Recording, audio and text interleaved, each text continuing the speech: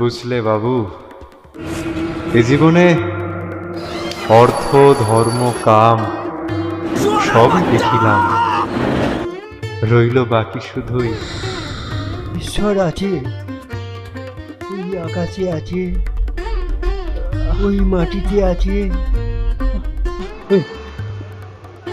কি বলি? আপনি কি স্বয়ং ভগবান? ব্যবসা তো ভালোই করছিস শুনলাম। কি ব্যবসা মানন্দ?